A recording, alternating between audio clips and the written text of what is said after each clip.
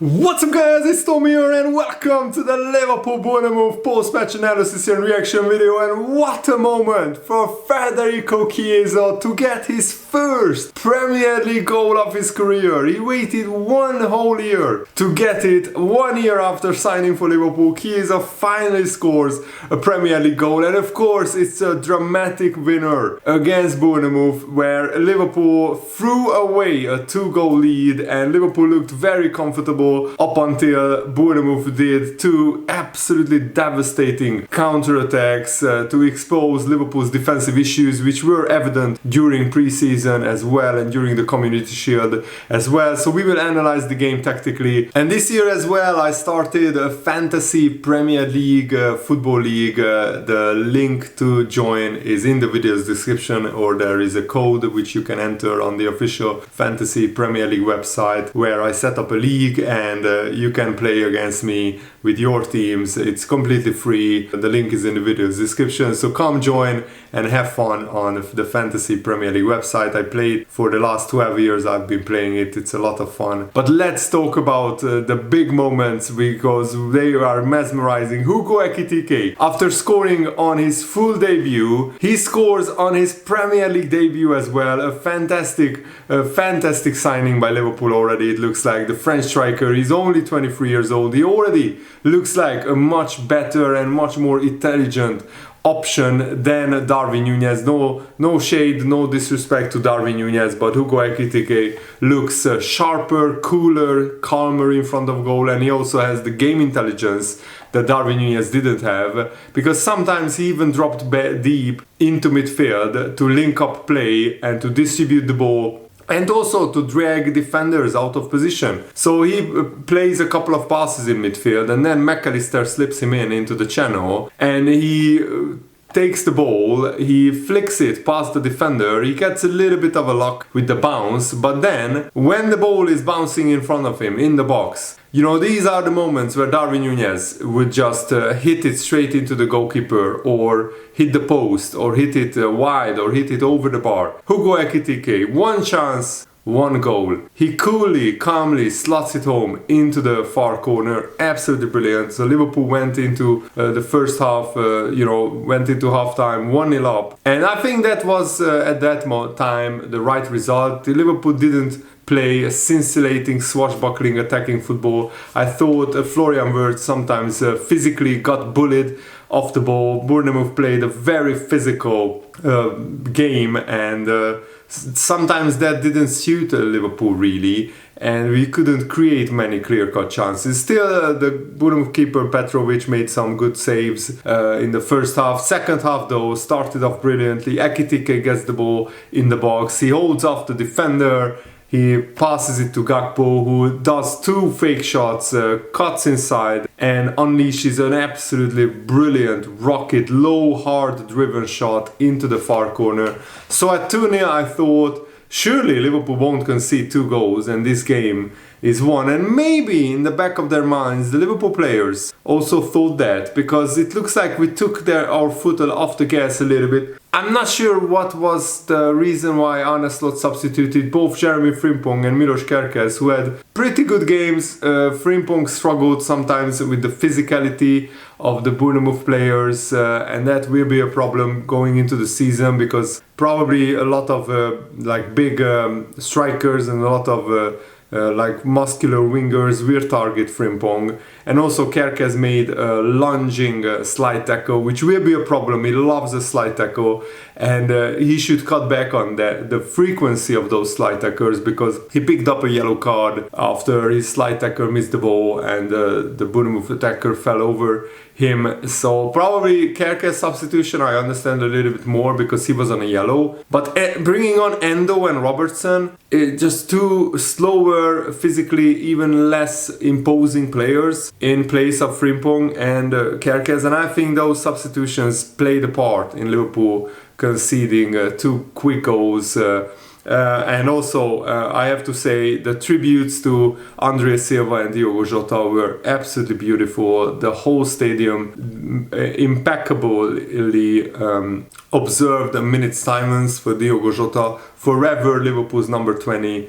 You will never walk alone, Jota, and the whole family of Jota was in the stadium. This win is for them as well, and Liverpool will play for Diogo Jota throughout the whole season, so it was a very emotional game as well. And also shame on that guy who racially abused Antoine Semenyo in the first half. The referee actually had to stop the game, and the guy had to be taken away by police. He will be banned for life from Anfield. There is no room for that in football, and especially at Anfield there is absolutely no room for that in any stadium, but at Anfield, where the crowd is so welcoming to people from all walks of life, there is absolutely no room for that, and shame on that guy. He shouldn't be ever again able to go to the Liverpool games. And the rumor is that it was a guy in a wheelchair with a no room for racism badge on his Liverpool shirt, and also he is a season ticket holder. That's the rumor, it's not confirmed, but that's what I heard. So that's absolutely disgraceful that a guy like that would racially abuse Semenyo, and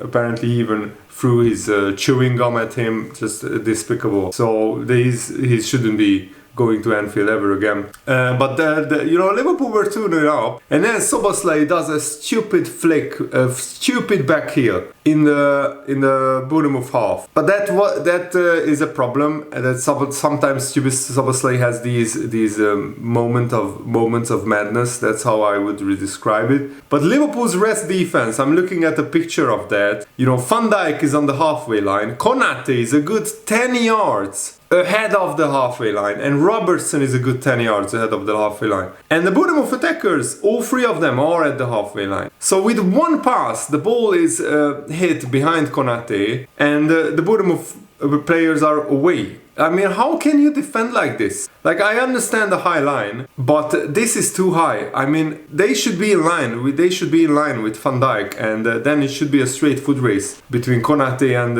I think it was Brooks, the Bournemouth attacker. Anyway, Semenyo comes in the middle, comes from behind Van Dijk. Van Dijk doesn't see him. Robertson doesn't track his run, and he scores past Alisson, who gets a hand to the ball but couldn't save it. And that was a really big defensive error. But the second Bournemouth goal, just 12 minutes later, was an even worse defensively, because Semenyo picks the ball up in his own half, probably 70 yards from the Liverpool goal. And he can run throughout the whole football pitch until the 18-yard line, until the penalty box, unopposed, unchallenged. Konate and Van Dijk are just retreating. The problem was there was 4 Bournemouth attackers all running towards the Liverpool goal, and just Konate and Van Dijk back. There was no Robertson, no Endo. I'm not sure if at that time Gomez was on the pitch or not. But the fullbacks are nowhere to be seen, and that's a huge problem. And we got counter-attacked so many times against AC Milan in the pre-season game, and this was a similar story as well. Liverpool are too exposed defensively, so Arneslot definitely should fix that. Maybe the balance is not right between Szoboszlai and McAllister. Gravenberch was a huge miss today, I felt. And Liverpool will have a lot of these games where we score 3 or 4 goals, but we also concede 2 or 3 goals, and that's a worry, because normally attacks win you games, but defenses win you titles, and you can't concede 50 goals a season and expect to win the title. Liverpool had a season like that in 2013-14 where we scored 101 goals, but we also conceded 50, and we didn't win the league because of sometimes conceding too many goals. And yes, last season Liverpool kept the most clean sheets, but also scored the most goals. Liverpool also only conceded 2 goals from quick transitions last season, in the whole season. And this season we are already at that number, which is staggering to me. So maybe there was a profile issue in the middle, because McAllister and Szoboszlai also both like to push up and attack. We need Gravenberch, who sits in front of the back 4, or in front of the back 2, especially when Kerkez and Frimpong bump forward. And we need that defensive midfielder like Gravenberch to sit there. And Liverpool just overcommitted in midfield. I don't understand, when you are 2-1 up, then you shouldn't overcommit people. You shouldn't have both of your fullbacks forward and all of your midfielders forward, and then you have just Van Dijk and Konate defending 4 Bournemouth attackers. So it was definitely a balance issue. We weren't balanced in the game. And I think that time the defensive midfielder was Endo, and he was close to the opposition's box when we got countered for the second goal. I have to watch it back, but I'm sure that Arne Slot will work it out on the training pitch, and Gravenberch is absolutely key for this midfield. When he comes back, Liverpool's defense and Liverpool's midfield balance will be much better. And we badly need Gravenberch back, because we have Newcastle away and Arsenal at home. Those two games will be two of the toughest games of the season, but I'm really looking forward to it. So yes, the best attacking teams sometimes concede the fewest, because, you know, if you score a lot of goals, that kills off teams. But this Premier League is full of teams with incredibly dangerous players that will exploit spaces when they find them. If Liverpool can win these games 3-1 or 4-2 instead of 2-0, I'm fine with that, as long as Liverpool win, because that's the balance. That if you want to be a great attacking team, you have to sacrifice some defensive solidity as well, and some games will call for a more conservative approach. But I think it should be balanced. When you are 2-1 up, you shouldn't throw all of your players forward except Van Dijk and Konate, because when you lose the ball, you can get exposed, and that's just too much unnecessary risk, in my opinion. And also there was a huge moment in the first half at 0-0 where Senesi punched the ball with his hand at the halfway line. Hugo Ekitike would have been clean through. Probably, the referee didn't give anything. In fact, he gave a free kick against Ekitike, which was absolutely mind-blowing to me, that Anthony Taylor would make that decision. But he's an awful referee, so no surprise there. What I didn't understand is why didn't VAR intervene? Apparently, it wasn't a denial of a clear goal-scoring opportunity, DOGSO as they call it in refereeing jargon. But it was at the halfway line, and probably that's why it didn't result in a red card. But Ekitike would have been clean through on goal had Senesi not punched the ball. Let's talk about Chiesa. What a moment! 87th minute. He comes on just 5 minutes earlier in the 82nd minute, and I love Chiesa. I think he's such a clutch player. I would have played him a lot more last season, but this season it looks like physically he's a lot more used to Premier League football, and he came on for Florian Wirtz, and Arne Slot had the balls to make that a substitution, and what a substitution it was. It was a fantastic cross into the box by Salah, who didn't have the best of his games, but his passes are still so dangerous. The ball bubbles around the box, the Bournemouth players try to clear it, it falls straight to Chiesa. It's a falling ball. And if you played football, you know how difficult it is to hit that cleanly with the outside of the foot, to bury it through a crowd of bodies into the bottom corner. And Chiesa does exactly that.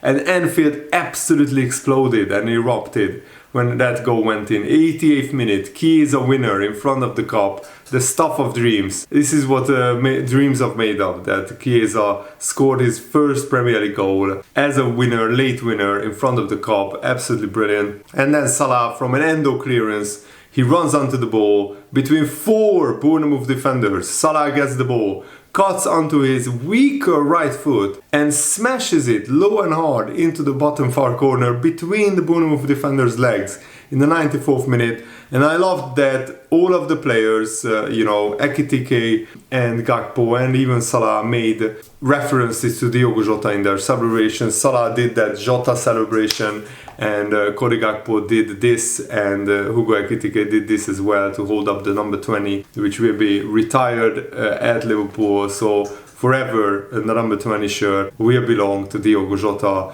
He will be forever remembered, never forgotten. And Chiesa said, I'm very happy at Liverpool. I will speak to the club, but I want to stay here and I want to fight to win many trophies. And Arne Slot said, when we needed him, he delivered. That is always positive for the future at the club. As long as he's here, he's definitely at Liverpool, and I have no reason to believe something is going to change. So Arne Slot doesn't really want to sell Chiesa. I think we will only sell Chiesa if we bring in a striker and a winger.